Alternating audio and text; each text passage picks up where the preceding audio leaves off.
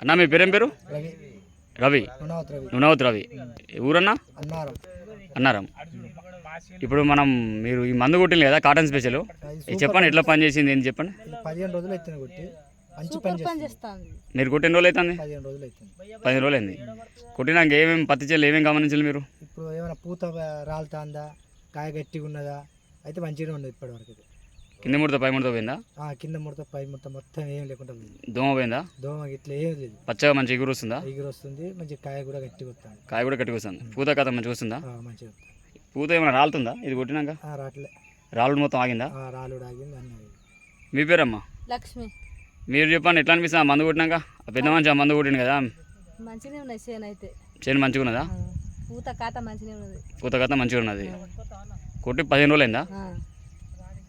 తర్వాత ఈ మందు కొట్టినాక మళ్ళీ ఏమైనా కొట్టిల్లా మీరు? మళ్ళీ ఇంత ఫస్ట్ టైం కొట్టిల్లు ఈ మందు కొట్టు?